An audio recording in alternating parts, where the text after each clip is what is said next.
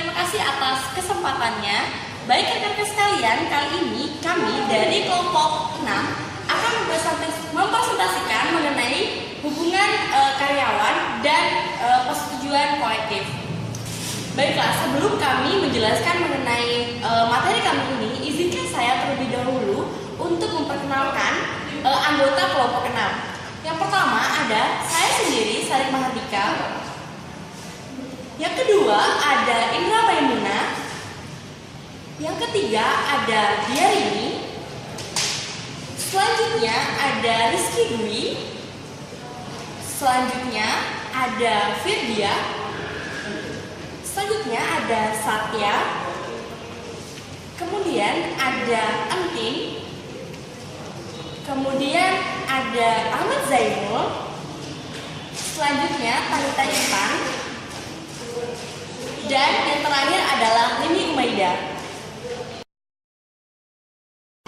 Baik rekan-rekan sekalian, kali ini saya akan mempresentasikan mengenai sejarah pergerakan pekerja di Amerika Serikat.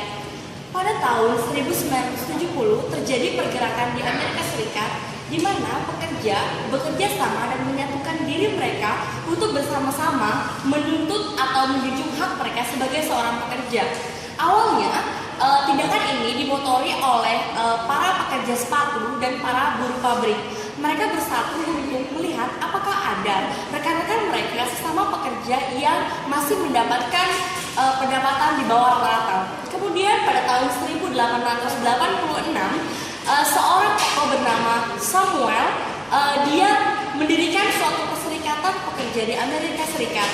Beliau membuat perserikatan ini dan telah menjaring banyak sekali anggota. Tujuannya adalah bagaimana para pekerja ini untuk bersatu dan menjunjung hak mereka sebagai seorang pekerja. Pada tahun 1920 terjadi penurunan jumlah anggota dari perserikatan pekerja tersebut. Hal ini disebabkan oleh adanya penurunan jumlah pekerja di Amerika Serikat yang mencapai hanya 3 juta pekerja pada tahun tersebut. Pada tahun 1930 oleh Presiden Amerika Serikat yang bernama Franklin Delano Roosevelt, beliau meresmikan mengenai Undang-Undang Perserikatan Pekerja di Amerika Serikat. Dan undang-undang ini sangat membantu para pekerja di mana mereka bisa menjunjung hak mereka sebagai seorang pekerja. Kemudian kita beralih ke materi selanjutnya mengenai alasan apa sebenarnya dari pekerja-pekerja ini membentuk diri mereka ke dalam suatu perserikatan. Sebenarnya ada banyak sekali para ahli yang telah mengajukan teori mereka mengenai alasan ini. Namun tidak banyak yang memperoleh kebenaran atau dapat disahkan. Mengapa? Karena setiap pekerja yang mereka teliti selalu memiliki jawaban yang berbeda-beda. Kita tidak bisa menyimpulkan bahwa para pekerja ini bergabung di sebuah perserikatan karena mereka ingin menuntut kenaikan upah. Karena pada kenyataannya pekerja-pekerja yang sudah tergabung di perserikatan justru mereka memiliki upah yang tinggi, tapi mereka tetap menggabungkan diri dalam sebuah perserikatan. Mungkin kita bisa mengambil kesimpulan secara umum di mana alasan mereka adalah karena adanya meningkatnya beban pada diri para pekerja, kemudian adanya kerusakan peralatan yang terjadi pada saat mereka bekerja, serta keinginan mereka untuk membantu rekan-rekan mereka sama pekerja yang tidak terpenuhi hak-haknya. Demikian penjelasan dari saya. Slide selanjutnya akan dijelaskan oleh rekan saya. Terima kasih. Terima kasih atas kesempatannya. Di sini saya Indra Maimuna akan menjelaskan tentang apa yang diinginkan oleh pekerja. Yang pertama, seorang pekerja yaitu menginginkan suatu keamanan untuk dirinya sendiri dalam perusahaan. Seorang pekerja akan berusaha untuk mendapatkan posisi yang jelas, untuk mendapatkan keamanan untuk pekerja sendiri. Setelah itu, seorang pekerja akan mengusahakan untuk meningkatkan upah dan tunjangan bagi dirinya. Terima kasih, sekian dari saya. Wassalamualaikum warahmatullahi wabarakatuh. Terima kasih atas kesempatannya. Di sini saya akan menjelaskan tentang serikat pekerja dan undang-undang. Di sini ada 3 periode.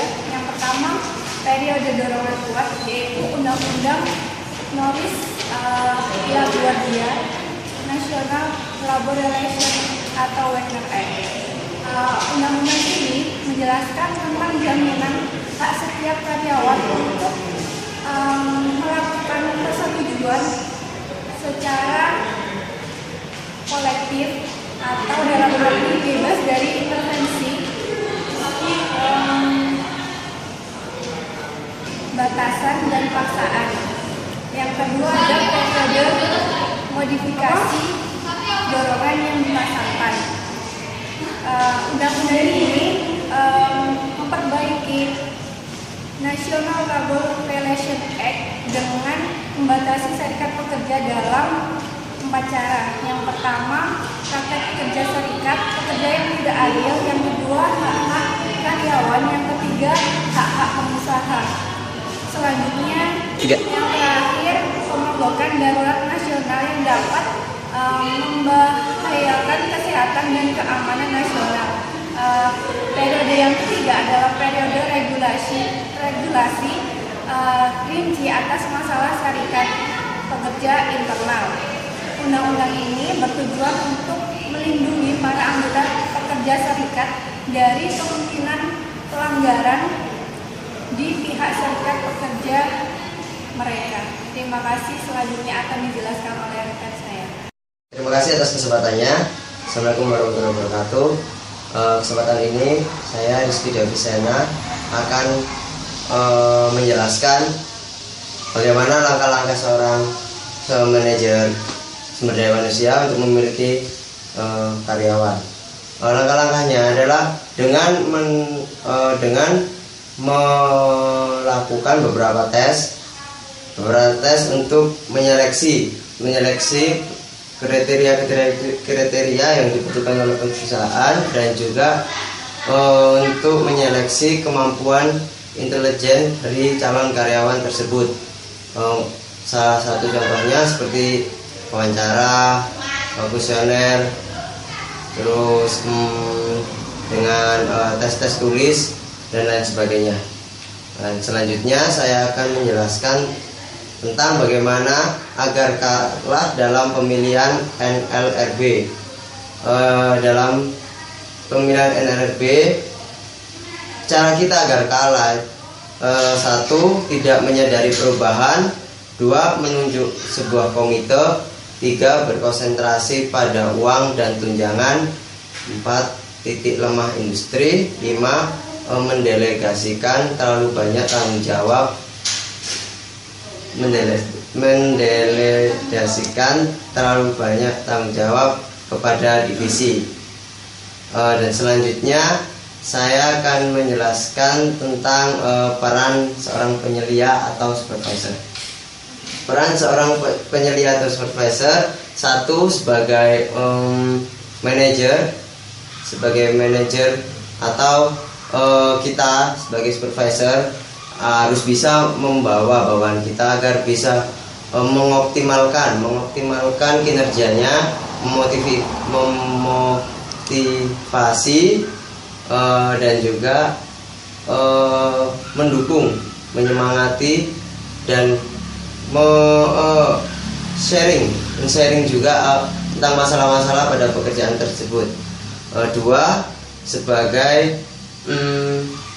Sebagai garis depan pada manajemen.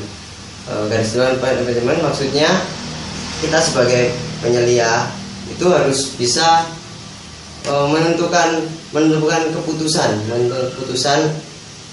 untuk kebijakan yang akan dilakukan oleh bawahan kita. Ketiga, kita harus bisa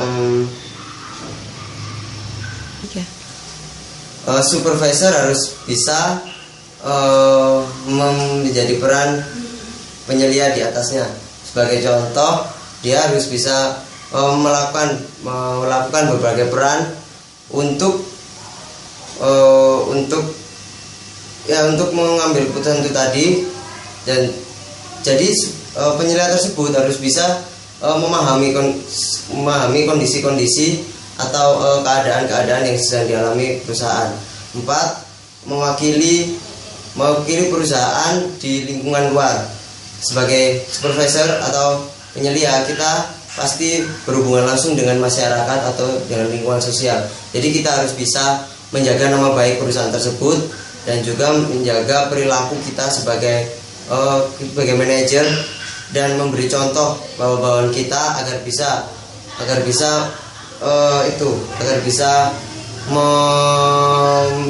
melakukan hal-hal sosial untuk membantu lingkungan sekitar perusahaan. Mungkin ada kurang salahnya, saya minta maaf. Terima kasih. Terima kasih atas kesempatannya. Di sini saya akan melanjutkan presentasi dari teman saya mengenai gerakan dan pemilihan serikat pekerja. Berikutnya ada mengenai peraturan, literatur, dan pengumpulan, di mana literatur merupakan tahapan-tahapan dalam gerakan dan pemilihan serikat pekerja.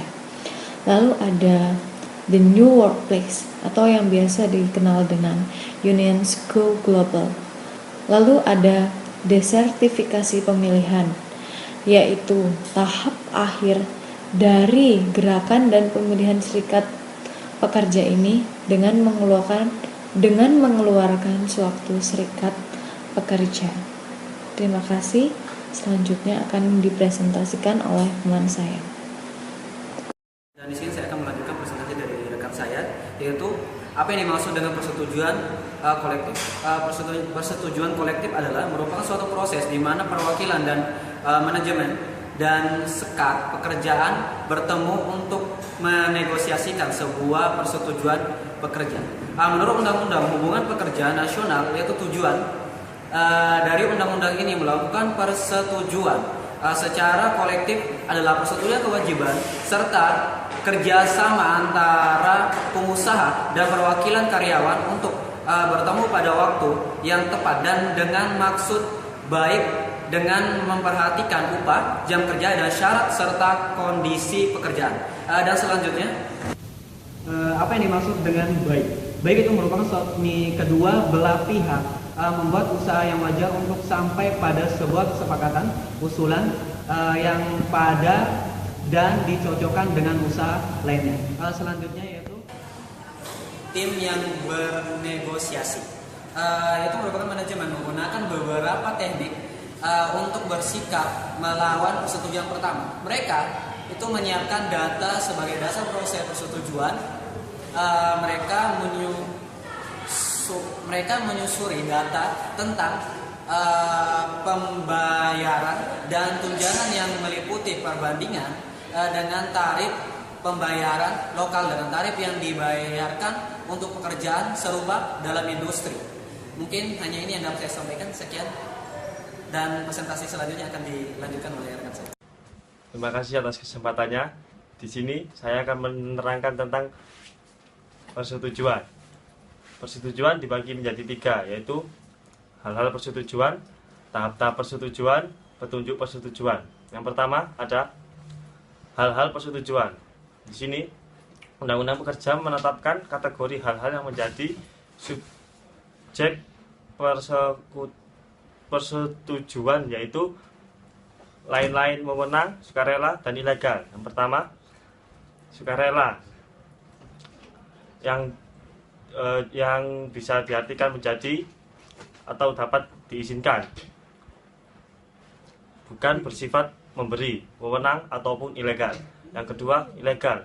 Ilegal adalah yang dilarang oleh hukum. Yang ketiga, ada wewenang, di mana persetujuan diberikan wewenang di bawah undang-undang. Yang kedua, ada tahap-tahap persetujuan. Persetujuan sebenarnya biasanya melalui beberapa tahapan. Yang pertama adalah setiap pihak mengajukan permintaannya. Yang kedua ada terdapat pengurangan permintaan. Yang ketiga ada studi submitter. Yang keempat pihak yang terkait mencapai sasaran penyelesaian informal, dan setiap kelompok kembali ke sponsornya. Yang terakhir adalah petunjuk persetujuan. Pakar Richard memiliki sasaran berikut sebagai yang ingin membuat perusahaan. Yang pertama ada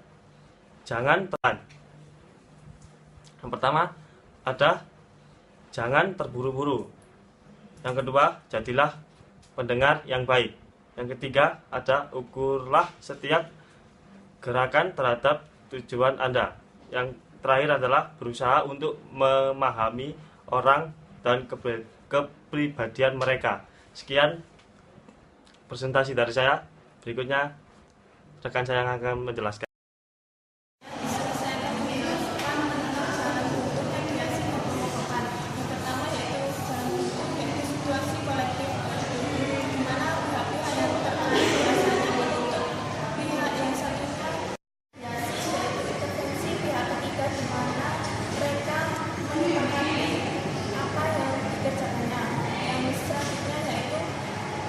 Pemogokan yaitu penarikan kerja, kontrak pekerjaan, di mana merupakan dokumen 20 atau 30 halaman atau lebih. Terima kasih.